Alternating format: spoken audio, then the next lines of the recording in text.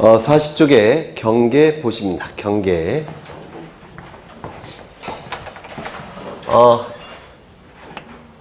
토지를 옆에서 본 겁니다. 토지를. 여기는 땅속이 될 거예요. 이쪽은 100번지 토지 갑소유 토지고 이쪽은 101번지 토지 을소유 토지입니다. 그리고 여기 담장 같은 구조물이 설치되어 있겠죠. 담장 같은 구조물이 설치가 될 겁니다. 이 두 필지 토지를 측량을 통해서 도면 위에 그립니다.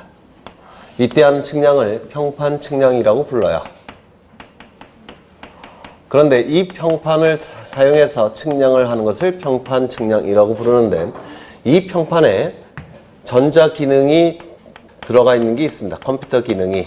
이를 전자평판이라고 부르고, 이걸 많이 써요. 현재 우리나라에서 가장 많이 사용하는 측량입니다.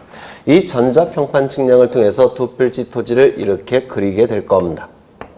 이쪽은 100번지, 이쪽은 101번지가 그려질 거예요. 이때 이것을 뭐라고 부르냐면 도면 위에 그려진 경계라고 해서 도면 위에 그려진 경계라고 해서 도면상의 경계라고 부릅니다. 그리고 이 지표면 위에 요 설치된 담장을 뭐라고 부르냐면 지표상의 경계라고 불러요. 이 지표상의 경계에 적용되는 법률은 민법입니다. 민법에 상린관계라는 거 들어보셨습니까? 처음 들어보셔요. 민법에 211조인가 거기서부터 규정이 쫙 있습니다. 상린관계에 관한 규정들이 있어요. 이 상은 서로 상자고 리는 이웃닌자예요. 이웃닌자. 갑과 을은 서로 이웃관계죠. 맞습니까? 갑과 을은 서로 이웃인 관계인데, 이웃인 관계에서 발생하는 법적인 문제를 해결하는 규정이 상린관계에 관한 규정이라고 해요. 민법에서. 이 상린관계에 관한 민법의 규정이 적용이 됩니다. 이거는. 그런데 이 도면상의 경계에 적용되는 법률은 공간정보의 구축 및 관리에 관한 법률, 공간정보법이 여기에 적용이 되게 됩니다. 그런데 이 민법이라는 법은 일반적인 생활관계를 규율하는 법이 민법이에요. 일반적인 생활관계. 그래서 이 민법을 일반적인 생활관계를 규율하는 법이라고 해서 일반법이라고 부릅니다. 그 다음에 이 공간정보법은 토지 정보와 관련된 특별한 생활관계를 규율하는 법이에요. 토지 정보와 관련된 특별한 생활관계를 규율하는 법이 바로 공간정보법입니다. 그래서 공간정보법을 특별법이라고 불러요. 특별한 생활관계를 규율한다고 해서 특별법이라고 부릅니다. 그런데 처음에 측량을 통해서 도면 위에 그려질 때는 정확하게 그리겠죠. 맞습니까? 그런데 세월이 흘러가다 보면 담장을 부시고 다시 설치하는 경우도 있을 테고, 이 도면 위에 토지가 분할 합병이 반복되는 경우도 있을 수가 있을 겁니다. 시간이 많이 흘러가면. 그러면 처음에 그릴 때는 정확하게 그렸지만 세월이 많이 지나가면 이 경계와 이 경계가 달라지는 경우도 가끔은 발생을 하더라는 겁니다. 그러면 이때 이 지표상의 경계와 도면상의 경계가 달라질 때는 어느 경계를 우선해야 되느냐, 이게 문제가 돼요. 어느 경계를 우선할까요? 도면상의 경계가 우선적으로 적용이 되는 겁니다. 왜냐하면 특별법이기 때문에 그래요. 특별법이니까. 그래서 도면상의 경계를 기준으로 저거를 옮겨야 돼요. 일치하지 아니할 때는. 이게 원칙입니다. 특별법 우선의 원칙이라는 게 헌법에서 인정이 되고 있기 때문에 그렇습니다. 이게 먼저 적용이 되는 겁니다. 되셨을까요? 그런데 이 도면상의 경계가, 이 경계가 위조가 됐다든지 변조가 됐다든지 허위로 작성이 됐다는 특별한 사정이 있다라고 한다면, 그리고 이러한 특별한 사정이 증명이 되었다면 이때도 도면상의 경계가 우선될 수가 있겠습니까? 그래서는 안 되겠죠. 따라서 이때는 지표상의 경계가 우선될 수밖에 없을 겁니다. 예외적으로. 되셨을까요? 다 기출 지문들이에요. 그러면 우리는 지금 공간정보법을 공부하시는 겁니까? 민법을 공부하시는 겁니까? 공간정보법. 따라서 우리 공간정보법에서는 이 도면상의 경계를 이걸 생략해서 그냥 경계라고 얘기를 하는 겁니다. 그래서 토지에 관한 정보, 소재, 지번, 지목, 면적, 경계, 자표에서 경계는 당연히 도면상의 경계를 얘기하는 겁니다. 이거 이해가 되실까요? 만약에 지표상의 경계를 얘기하고 싶다면 경계라고 얘기해서는 안 돼요. 지표상의 경계 이렇게 얘기를 하셔야 됩니다. 되셨을까요? 그렇죠. 이때 이 경계들이 만나는 점들이 있죠. 요 경계들이 만나는 점들이 있죠. 여기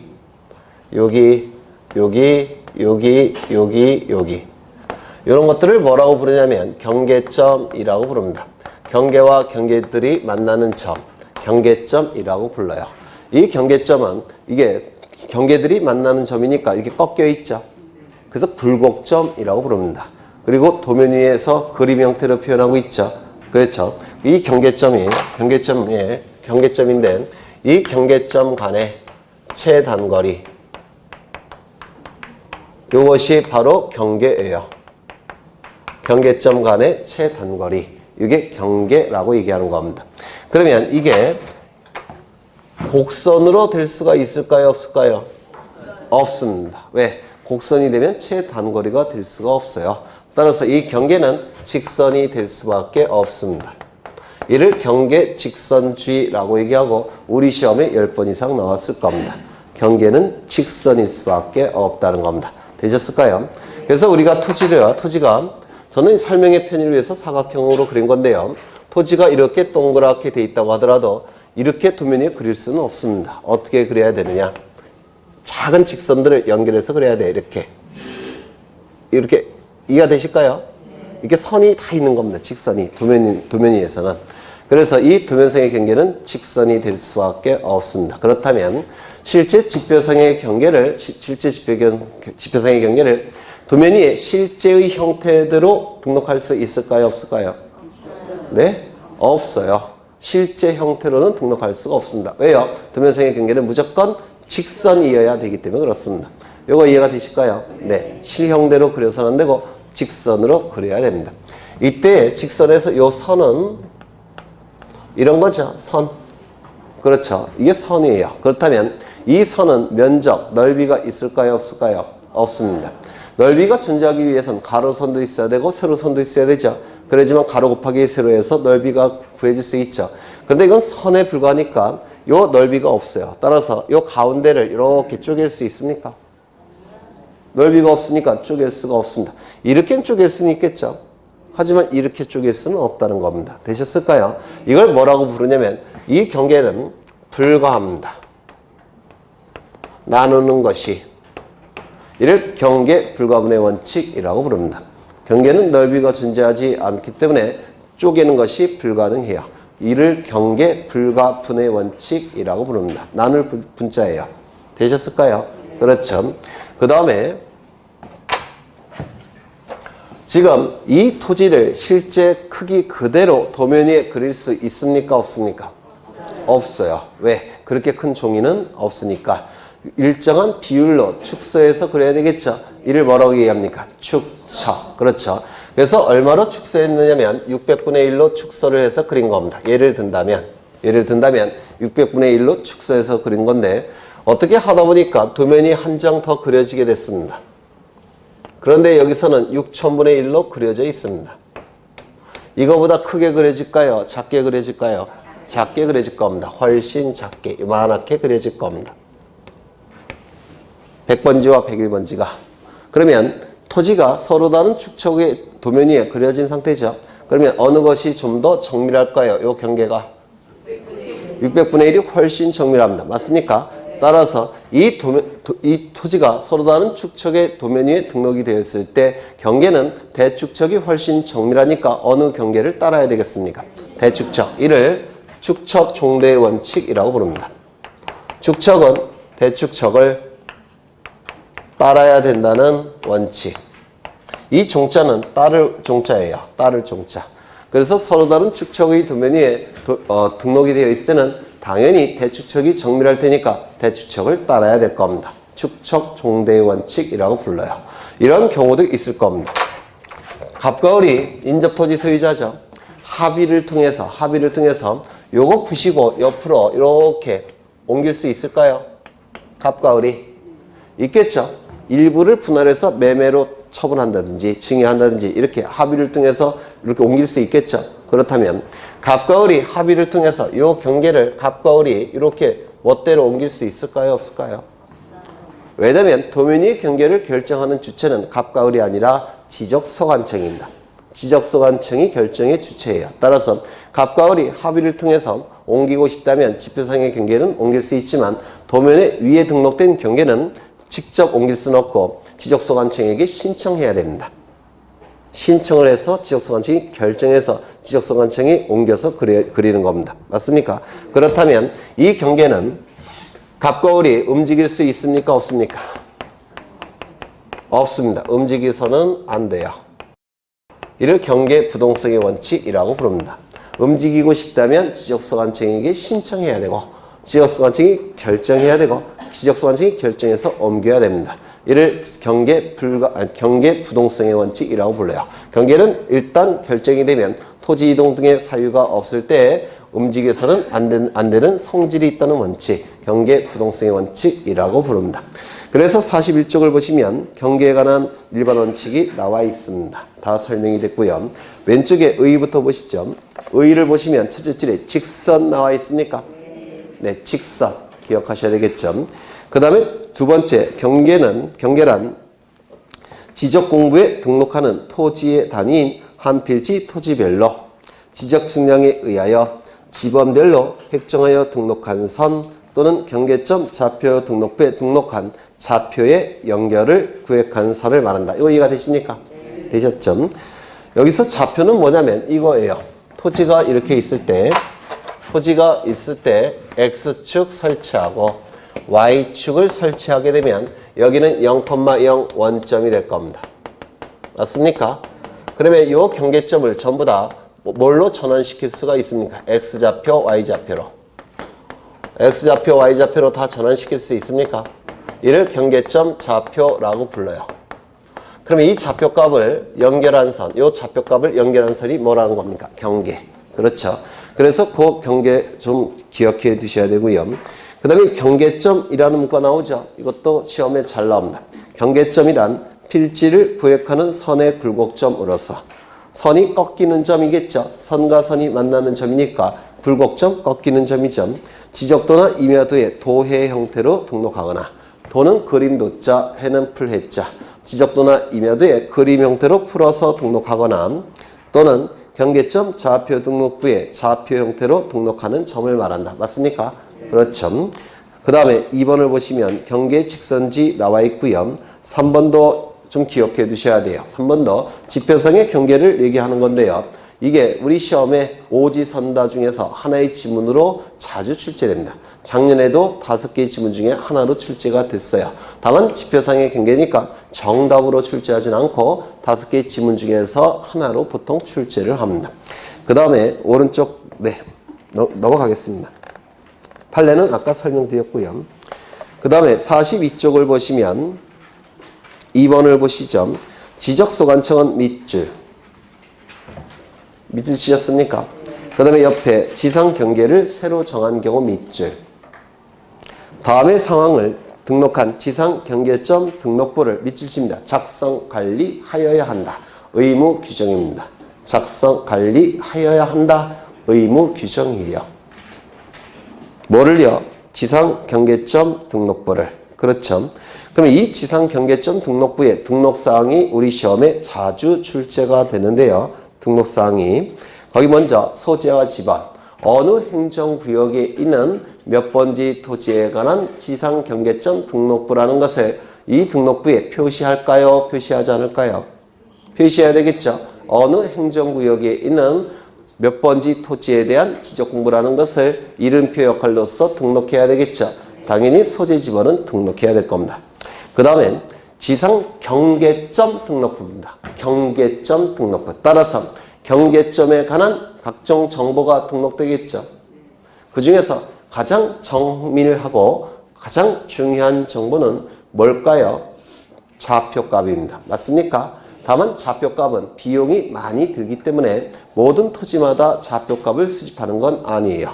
땅값이 비싼 지역, 따라서 분쟁이 자주 발생하는 지역, 따라서 분쟁을 미연에 방지하기 위해서 경계점과 경계를 명확하게 정확하게 표시할 필요가 있는 지역, 그 지역의 토지만 좌표 등록부를 작성 비치합니다. 그 지역은 구체적으로 이따 보시겠지만 지적 확정 측량 시시지역과 축척 변경 측량 시시지역이에요. 지적 확정 측량 시시지역과 축척 변경 측량 시시지역에서만 좌표 등록부를 작성 비치하게 됩니다. 따라서 있을 때만 등록할 수밖에 없을 겁니다. 가로에 밑줄 치십니다. 경계점 좌표 등록부 시행지역에 한정된다 밑줄 치십니다. 그 다음에 4번에 위치 설명도인데요. 위 동그라미 설 동그라미. 그 다음에 거기 밑에 보시면 국토교통부령으로 정하는 사항이 있죠. 1번에 공부상의 지목 동그라미, 실제 이용 지목 동그라미. 두 개 다 치세요. 지목 둘 다. 치셨습니까? 그 다음에 사진 파일에서 사 동그라미, 파 동그라미. 그리고 종류 및 위치에서 종 동그라미, 위 동그라미. 치셨습니까? 그러면 거기 왼쪽이건 오른쪽이건 여백에다가 이렇게 쓰시죠.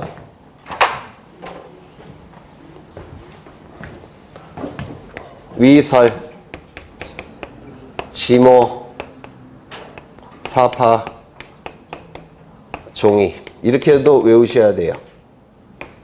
위설, 지목, 사파, 종이 이렇게 쓰십니다. 그리고 암기하셔야 됩니다. 시험에 워낙 잘 나오니까 위설, 지목, 사파, 종이. 그렇죠. 시험에 워낙 잘 나와요. 넘기겠습니다. 지상 경계의 결정 나와 있는데 무조건 출제된다고 생각하셔야 됩니다. 경련제로 거의 경련제로 출제가 되는 부분인데요. 지상 경계 결정 보겠습니다. 여기 두 필지 토지가 존재합니다. 토지를 옆에서 본 겁니다. 그러면 여기 100번지 토지일 테고 101번지 토지일 텐데 소유자는 갑이고 소유자는 을이에요. 그리고 가운데 담장 같은 구조물이 설치되어 있을 겁니다. 담장 같은 구조물이 설치되어 있을 거예요. 이 두 필지 토지를 도면 위에 등록할 때는 측량이 필요하죠. 이때 하는 측량을 평판 측량 내지는 전자 평판 측량이라고 부릅니다. 그래서 측량을 통해서 평판 측량, 전자 평판 측량을 통해서 도면 위에 그리게 될 겁니다. 두 필지를. 그런데 문제는 이 실제 토지의 경계를 여기를 기준으로 해서 여기에 그릴 것인지 1번 여기를 기준으로 해서 그려야 될 것인지 여기를 기준으로 해서 그려야 될 것인지 요게 문제가 되더라는 겁니다. 1, 2, 3번 만약에 1번을 기준으로 해서 도면 위에 그리게 되면 을에게 유리하죠. 3번을 기준으로 해서 도면 위에 그리게 되면 갑에게 유리하죠. 그러면 어디를 기준으로 그려야 되겠습니까? 가운데. 그렇죠. 중앙. 근데 이게 법 논리적으로도 설명이 됩니다. 왜 법 논리적으로 설명이 되느냐면 우리 민법에 의하면 요 담장은 인접토지 소유자가 절반씩 소유한다라고 규정이 되어 있습니다. 여기서 인접토지 소유자가 절반씩 소유하는 겁니다. 그렇다면 어디를 경계로 해서 그릴 수밖에 없습니까? 중앙. 그렇죠. 이 두 필지 토지는 연속해서 붙어 있습니까? 연속해서 접하고 있죠. 그리고 높은 부분, 낮은 부분이 있습니까? 없죠. 연속해서 접하는 토지 간에 높낮이 차이가 없을 때 구조물이 설치되어 있다면 구조물의 중앙을 기준으로 도면 위에 그려야 됩니다. 이거 이해가 되실까요? 그렇죠. 구조물은 갑과 을이 같이 소유하고 있죠. 절반씩. 그래서 중앙을 기준으로 그려야 된다는 뜻입니다. 이해가 되실까요? 그렇죠. 그런데 만약에 갑과 을이 이 담장을 같이 소유하고 있을 때 중앙이라고 했는데 만약에 갑의 단독 소유라고 한다면 어디를 기준으로 그려야 될까요? 여기. 왜냐면 갑이 단독으로 소유한다는 얘기는 이 담장 구조물을 갑이 설치했다는 뜻입니다. 그러면 갑이 설치할 수 있었던 이유는 이 부분이 갑 소유 토지니까 갑이 단독으로 설치했겠죠. 따라서 어디를 기준으로 그려야 될까요? 3번. 맞습니까? 그러면 이때 을은 소유권이 있습니까? 없습니까? 없죠. 그래서 갑의 소유권에 따라서 경계가 길어지는 겁니다. 맞습니까? 만약에 이 구조물이 을 소유라고 한다면 이 부분이 을 소유라는 뜻이죠. 따라서 어디를 기준으로 그려야 됩니까? 1번을 기준으로. 원래는 갑을이 공동 소유인데 을이 단독으로 소유한다면 1번에 의해서 그릴 겁니다. 맞습니까? 이걸 뭐라고 부르냐면 구조물의 소유자가 다를 때는 소유권에 따라 경계가 결정된다 이렇게 얘기를 합니다. 그렇죠? 구조물의 소유자가 같을 때는 중앙이라고 했죠. 다를 때는 소유권에 따라 경계가 결정될 수밖에 없다는 겁니다. 이거 이해가 되십니까? 그렇죠. 여기 두 필지 토지가 이렇게 존재하는데 이때는 연속해서 접하고 있습니다. 100번지와 101번지가. 보통은 이 토지가 높은 부분과 낮은 부분이 있을 때는 무너지지 않도록 하기 위해서 여기다가 시멘트를 발라 놓는다든지 자갈을 설치한 다음에 철망으로 엮어버리죠. 무너지지 않도록 하기 위해서. 맞습니까? 그러면 이 두 필지 토지의 경계를 도면 위에 그려야 될 때 어디를 기준으로 해서 그려야 되는지 이게 문제가 된 겁니다. 어디를 기준으로 그려야 될지. 구조물이 있을 때 한 달 동안 내내 장대비가 쏟아집니다. 내내. 어디부터 무너질까요? 위부터 무너지겠죠. 안 무너지는 부분은 어딜까요? 여기겠죠. 만약에 여기를 기준으로 도면 위에 그리게 되면 비가 많이 쏟아졌을 때 도면상의 경계와 지표상의 경계가 달라져 버립니다. 이걸 방지하기 위해서 무너지지 않는 부분을 기준으로 그려야 돼요. 어딜까요? 아래쪽 하단부. 연속해서 접하는 토지 간에 높낮이 차이가 있을 때는 그때는 하단부를 기준으로 그릴 수밖에 없습니다. 이거 외우시다 보면 상단부인지 하단부인지 헷갈려요. 그래서 이유를 따져가셔야 돼요. 이유를. 무너지지 않는 부분 하단부를 기준으로 경계가 그려져야 된다는 겁니다. 요거 이해가 되실까요? 그렇죠. 그런데 만약에 이 구조물을 을이 설치를 했다면 어디가 경계가 될까요? 상단부. 만약에 갑이 설치했다면 어디를 기준으로 그려야 될까요? 하단부. 갑이 이만큼 설치하고 을이 이만큼 설치했다면 어디를 기준으로 그려야 될까요? 가운데. 이걸 뭐라고 표현합니까? 구조물의 소유권에 따라 경계를 결정한다. 이렇게 얘기를 할 겁니다. 요거 되셨을까요? 그렇죠. 네.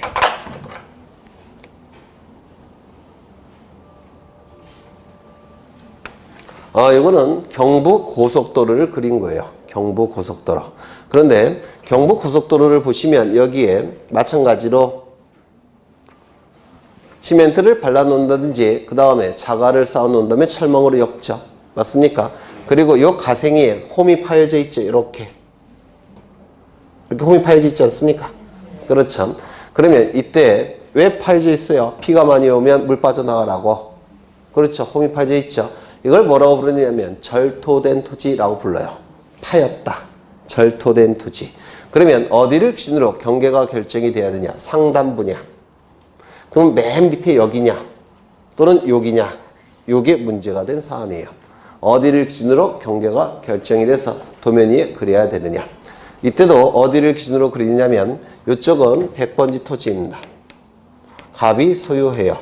이건 고속도로니까 101번지 토지인데 예를 들어서 도로공사 소유라고 생각하겠습니다. 도로공사 소유.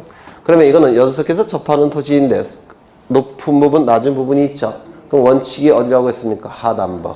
그런데 문제가 뭐냐면 하단부를 기준으로 여기를 기준으로 경계가 결정이 돼버리면 여기나 여기를 기준으로 맨 파인 부분이든지 그 바로 위든지 이쪽을 기준으로 경계가 결정이 돼버리면 도로공사는 이 부분을 관리할 수 있습니까? 없습니까?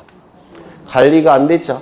그러면 시멘트가 무너졌다든지 아니면 철망이 끊겼다든지 그러면 낙석이 떨어질 테고 대형 사고가 발생할 겁니다. 맞습니까? 그럼 대형 사고를 미연에 방지하기 위해서는 이쪽을 기준으로 경계가 결정돼서는 안 돼요. 도로공사가 관리를 해야 되니까 어디를 기준으로 경계를 결정해야 되겠습니까? 여기 제일 꼭대기. 그래야지만 도로공사가 이걸 관리할 테고 사고를 방지할 수가 있다는 겁니다. 요거 이해가 되실까요? 따라서 절토된 토지의 경우에는 가장 꼭대기 부분 상단부를 기준으로 경계가 결정이 됩니다. 요거 이해가 되셔야 되는데 그렇죠. 이유를 자꾸 따져 가셔야지만 덜 헷갈리셔요. 그 다음에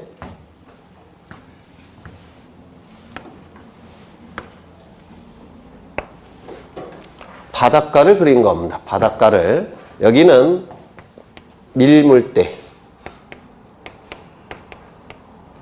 여기는 썰물대. 밀물대, 썰물대입니다. 그래서 바다가 가장 차 있을 때는 여기.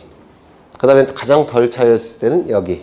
여기를 뭐라고 부르냐면 이 부분을 우리나라 말로 갯벌이라고 불러요.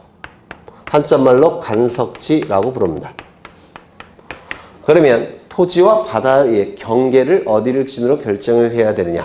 여기냐, 여기냐, 또는 평균이냐. 이게 문제가 된 사안입니다.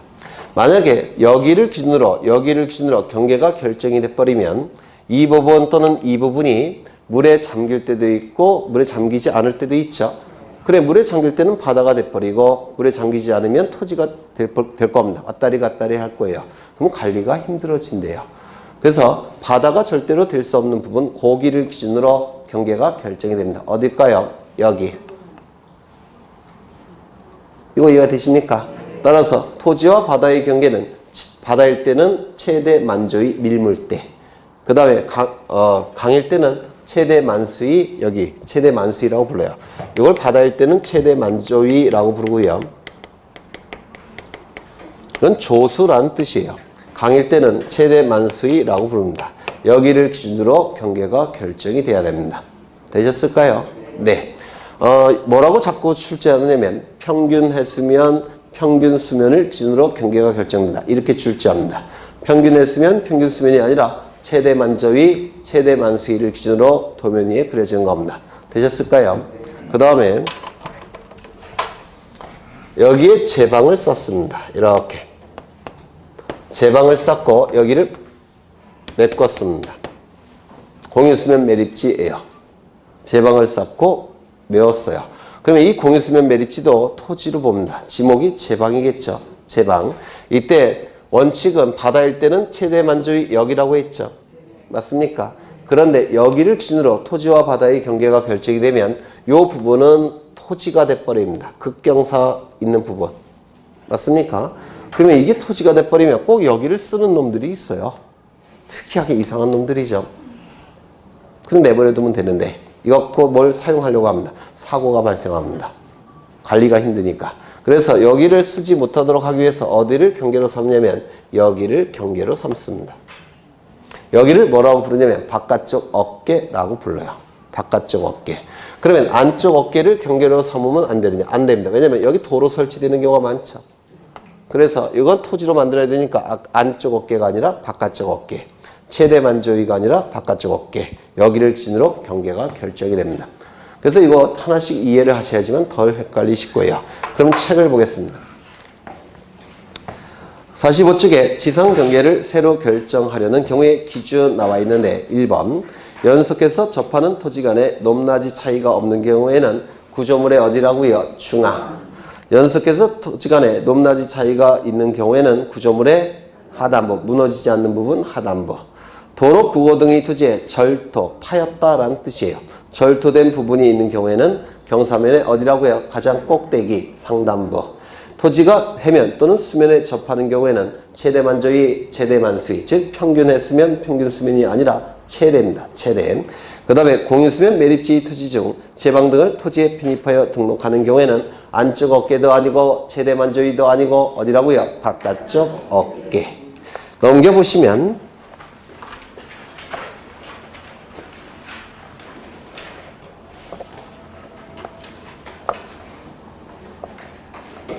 어라? 이게 왜 오류가 났지? 46쪽을 보시면 지상경계의 구역을 형성하는 구조물의 소유자가 다른 경우에는 위의 1부터 3까지 규정 이렇게 나와 있죠. 거기 잘렸네. 거기 쓰시죠. 1부터 3까지 규정, 그 밑에다가 여백에다가 1부터 3까지 규정에도 불구하고 거기 1부터 3까지의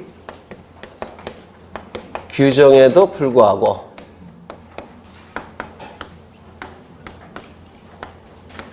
소유권에 따라 경계를 결정한다. 이렇게 쓰셔야 돼요.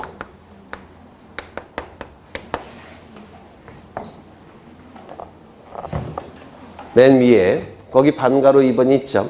네, 시상경계의 구획을 형성하는 구조물 등의 소유자가 다른 경우에는 1부터 3까지의 규정에도 불구하고 소유권에 따라 경계를 결정한다. 이렇게 돼야 됩니다. 되셨을까요? 네. 그 다음에 그 밑에 2번을 보시면 지상 경계점에 경계점 표지를 설치한 후 측량할 수 있는 경우라고 되어 있는데 토지를 분할할 때는 도면 위에서 토지를 분할할 때는 정확하게 분할해야 되죠. 정확하게 분할해서 경계를 그려야 될 겁니다. 도면 위에 토지가 이렇게 있을 때는 정확하게 분할을 하기 위해서는 정확하게 경계를 그려야 돼요. 정확하게 경계를 그리기 위해서는 측량이 필요합니다. 측량을 하기 위해서는 지표상의 경계점 표지에 표석을 설치해서 정확하게 측량을 해야 돼요. 표석을 표지라고도 부르는데요. 결국은 경계점에 표지를 설치해서 제대로 분할하라는 겁니다. 거기 2번이. 그러면 거기 밑에 지상 경계점에 경계점 표지를 설치한 후 측량할 수 있는 경우는 이렇게 돼 있죠. 그러면 거기 1, 2, 3, 4, 5번에 5, 6번에 어떠한 단어가 들어가 있습니까? 공통된 단어가 분할. 맞습니까? 그래서 정답은 분할이라는 단어가 없는 게 정답이에요. 요게 지상 경계점에 경계점 표지를 설치한 후 측량은 분할할 때 이루어집니다. 분할할 때. 그래서 분할이라는 단어가 나오지 않으면 그게 틀린 지문이에요. 그 다음에 오른쪽에 분할에 따른 지상 경계의 결정 나와 있죠. 네, 이것도 별표 치셔야 됩니다. 아주 시험에 잘 나와요.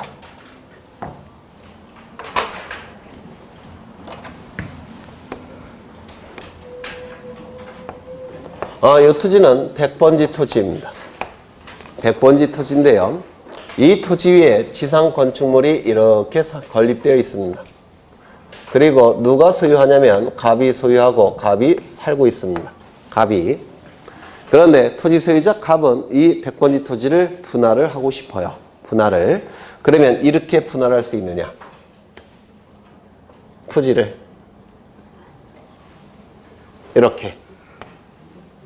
이렇게 분할을 하면 이 건물의 대지 지번은 몇 번지가 될까요? 분할을 해서 여기는 100번지, 100의 1번지로 두 필지로 나눠졌을 때 이 건물의 대지 지번은 네, 몇 번지일까요? 네? 또는 이 갑의 주소는 몇 번지일까요? 왜요? 네? 아니, 주소나 대지 지번을 얘기하는 겁니다. 지번을 부여하는 걸 얘기하는 게 아니에요. 주소나 대지 지번. 네? 헷갈리죠? 잘 모르겠죠? 공시 기능에 혼란이 발생합니다. 여러분 머리에 혼란이 발생하는 것처럼. 따라서 이렇게 분할하지 말라는 겁니다. 토지를 분할할 때는 지상 건축물이 있을 때 지상 건축물을 걸리게끔 분할할 수가 없습니다. 공시 기능에 혼란이 발생하기 때문에 그래요. 갑의 이익을 침해할 수 있기 때문에 그렇습니다. 따라서 이렇게 분할해서 안 되고 이렇게 하든지 이렇게 하든지 이렇게 하든지 이렇게 하든지 이렇게 해야 되더라는 겁니다. 이거 이해가 되실까요? 지상 건축물을 걸리게끔 토지를 분할할 수는 없습니다. 그런데 갑의 사익보다 더 중요한 공익이 있다면 이렇게 분할할 수도 있습니다. 예외적으로. 갑의 사익보다 더 중요한 공익이 있을 때는 이때는 지상 건축물을 걸리게끔 분할할 수도 있다는 겁니다. 첫 번째, 법원에 확정 판결이 있다면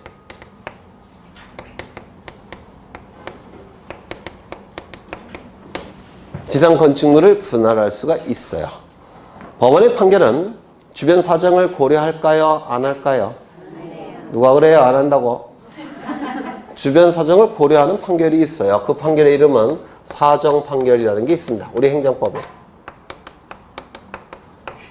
사정 판결이라는 게 있습니다. 주변 사정을 고려해서 판결이 나온다는 겁니다. 주변 사정은 공익을 얘기하는 거예요.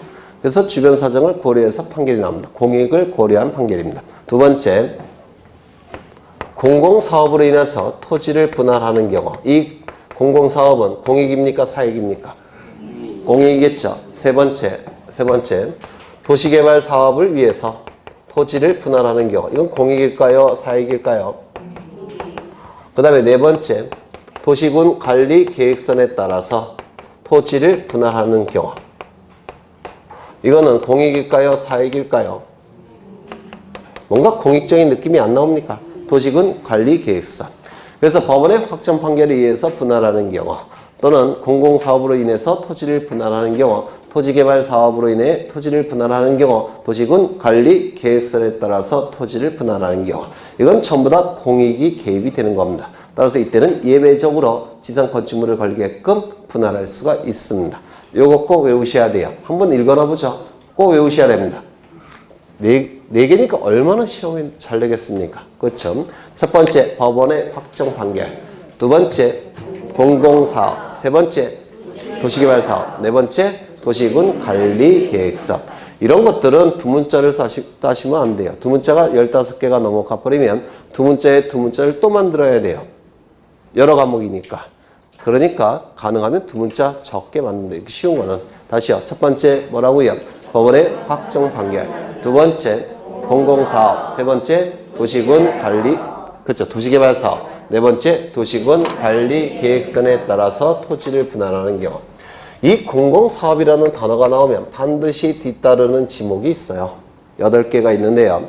공공사업이라는 단어가 우리 공간정보법에서 나오면 반드시 뒤따르는 지목 8개가 있는데, 지목의 부호가 철, 제, 천, 구, 유, 수, 하, 도. 요 지목이 반드시 뒤따라 나옵니다. 철은 철도용지, 제는 제방, 천은 하천, 구는 국어, 국어는 또랑을 얘기해요.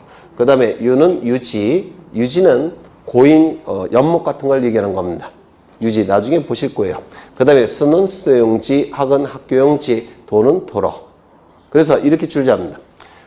공공사업으로 인해서 토지가 묘지로 돼서 분할하는 경우, 그러면 지상 건축물을 걸리게끔 분할할 수 있습니까? 없다는 겁니다. 그렇죠. 그래서 이 지목이 반드시 뒤따라 나오는 거 좀 기억해 두셔야 됩니다. 되셨을까요? 네. 그 다음에 밑줄 치죠. 47쪽을 보시면 예외 치셨습니까? 거기 예외를 보시면 첫 번째 확정 판결 밑줄, 두 번째 공공사업 밑줄, 세 번째 도시개발사업 밑줄, 네 번째 둘째 줄에 도시군 관리 계획선 밑줄. 되셨을까요? 네. 그 다음에 맨 밑에 4번을 보시면 지적 확정 측량의 경계는 공사가 완료된 현재의 상황대로 결정하되, 공사가 완료된 현재의 상황이, 여기부터 밑이죠. 공사가 완료된 현재의 상황이 사업계획도와 다를 때 밑줄치입니다. 공사가 완료된 현재의 상황이 사업계획도와 다를 때 밑줄 치셨습니까? 미리, 그 다음에 밑줄 다시 치죠. 미리 사업자에게 그 사실을 통지해야 된다. 미리 사업 시행자에게 그 사실을 통지해야 된다. 밑줄 치십니다. 시험에 나오는 지문이에요. 이것도 좀 기억해 두시고요. 그 다음에 면적을 가겠습니다. 면적.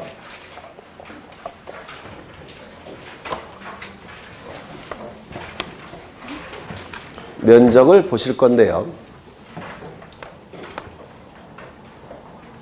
여기서부터 여기까지는 100번지 토지입니다. 소유자는 갑이고요. 이 100번지 토지를 측량을 통해서 도면위에 등록이 될 겁니다. 이때 하는 측량을 뭐라고 했습니까? 아까. 그렇죠. 전자평판 측량 또는 평판 측량이 될 겁니다. 주로 전자평판 측량을 써요. 요즘은. 전자평판 측량을 통해서 도면 위에 경계가 그려질 겁니다. 맞습니까? 그런데 이 도면 위에 그려지는 이 경계는 이 토지를 위에서 내려다 봤을 때, 그 모양이 여기에 그려지는 겁니다. 측량을 통해서. 그러면 토지를 높은 데서 내려다 봤을 때 이 높은 부분과 낮은 부분이 구분이 될까요? 안 될까요? 안 돼요. 그냥 평면으로 보일 겁니다. 위에서 봤을 때는. 맞습니까? 그렇죠. 결국 위에서 봤을 때 그 모양은 평면으로 보이니까 이 모양이 나올 겁니다. 이거 이해가 되실까요? 안 되실까요? 그렇죠. 이때 이 모양이 여기에 그려질 겁니다. 그리고 이 안의 넓이가 바로 이 넓이가 도면상의 면적이라고 부릅니다. 그래서 평판 측량을 통해서 도면 위에 그 경계가 그려지면 전자면적 측정기라는 기구를 사용해서 전자면적 측정기라는 기구가 있습니다. 어떻게 생겼느냐면 이렇게 테니스 라켓처럼 생겼어요. 이렇게 생긴 전자면적 측정기라는 기구를 사용해서 이거를 이렇게 대놓고 여기서 눈으로 측정하는 겁니다. 그게 바로 도면상의 면적이에요. 다시요. 평판 측량을 통해서 도면 위에 경계가 그려지면 전자면적 측정기라는 기구를 사용해서 여기서 눈으로 측정해내는 게 바로 도면상의 넓이입니다. 이거 이해가 되실까요? 그렇죠. 이 도면상의 면적은 경사면적일까요? 수평면적일까요? 수평면적이 될 수밖에 없습니다. 수평상의 경계가 도면 위에 그려지기 때문에 그렇습니다. 이거 이해가 되십니까? 이때 이 면적을 뭐라고 부르냐면 이 면적을, 이 넓이를 이걸 지표상의 면적, 지표면 위의 면적이라고 해서 지표상의 면적이라고 부르고요. 또는 이게 경사졌죠. 따라서 경사면적이라고도 부릅니다. 그런데 이 지표상의 면적, 경사면적에 적용되는 법률은 소유권의 효력이 미치는 범위라서 이거는 민법이 적용이 되는 거예요. 우리 공간정보법은 이걸 얘기하는 겁니다. 공간정보법상의 면적은 도면상의 면적을 얘기해요. 그래서 우리가 토지에 관한 정보 중에서 소재, 지번, 지목, 면적할 때 그 면적은 이 면적을 얘기하는 겁니다. 그래서 이거를 공간정보법 시간이니까 생략해서 그냥 면적이라고 불러요. 그래서 우리가 얘기하는 면적은 도면상의 면적, 수평 면적을 얘기하는 것이지 경사면적, 지표상의 면적을 의미하는 게 아닙니다. 이거 우리 시험에 자주 나오는 문구예요. 그렇죠?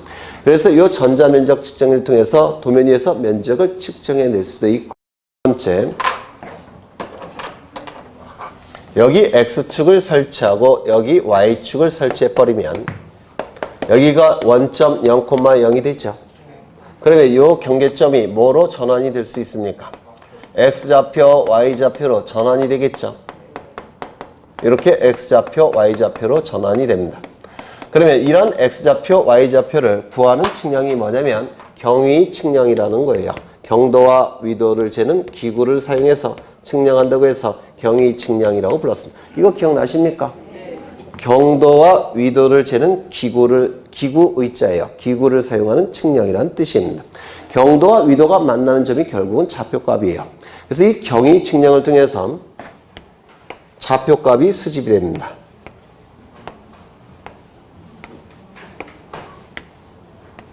X좌표, Y좌표. 여기 숫자들이 나오게 될 겁니다.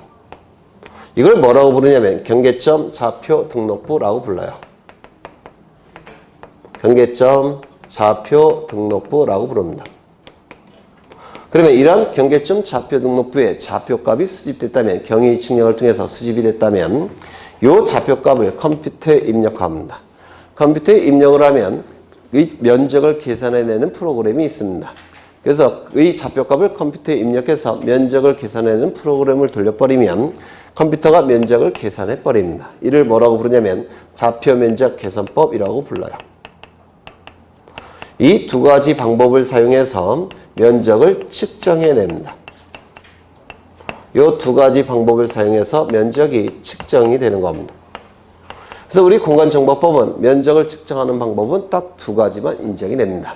전자면적 측정기를 사용하는 방법, 좌표면적 계산법, 두 가지 방법으로만 면적이 측정이 돼요. 어떠한 방법이 좀 더 정밀한 면적이 나올까요? 좌표면적 계산법이 훨씬 정밀한 방법입니다. 이거 이해가 되실까요? 그러면 이 면적을 측정하기 위해서는 전제로 도면이나 좌표 등록부가 있어야 되겠죠. 도면이나 좌표 등록부를 만들기 위해서 뭐가 필요합니까? 측량. 맞습니까? 전자면적 측정기를 사용하는 방법은 어떠한 측량과 연결되어 있습니까? 평판 측량 또는 전자평판 측량. 좌표 면적 계산법을 사용하기 위해서는 어떠한 측량과 연결되어 있습니까? 경위 측량. 이것도 출제된 적이 있습니다. 최근에. 어떤 측량과 연관이 되는지를. 그렇죠. 그러면 책을 보겠습니다. 48쪽을 보시면 의의가 나와 있죠. 첫째 줄을 보시면 수평면상의 넓이 꼭 기억하셔야 돼요. 우리가 얘기하는 면적은 도면상의 면적을 얘기하니까 수평면적이 될 수밖에 없습니다. 즉 지표상의 면적도 아니고 경사면적도 아니라는 겁니다. 여기 보시면 이 지표상의 면적과 이 도면상의 면적을 비교할 때 어느 면적이 더 넓습니까? 이쪽이 더 넓죠. 그러면 지적공부에 등록되는 면적은 실제 면적보다 크게 등록됩니까? 작게 등록됩니까? 작게. 더 면적이 작게 등록되는 겁니다. 이거 이해가 되실까요? 이것도 기출지문이에요. 그 다음에 둘째 줄을 보시면 경사를 이루고 있는 토지는 실제 지표상의 면적이 지적공부에 등록된 면적보다 넓게 된다. 맞습니까? 그 다음에 밑에 보시면 도상에서 측정한 면적이 대부분이나. 그렇죠. 전자면적 측정기를 사용하는 방법이 대부분이에요. 왜냐면 좌표값을 수집하기 위해선 돈이 많이 들어요. 그래서 축적변경 측량 시행지역, 지적확정 측량 시행지역에서만 좌표값이 있다고 했죠. 이건 예외입니다. 예외. 그래서 좌표로서도 계산할 수도 있습니다. 전자면적 측정의 방법 밑에다 쓰시죠. 평판 측량 내지는 전자평판 측량과 연결된다는 거. 이거.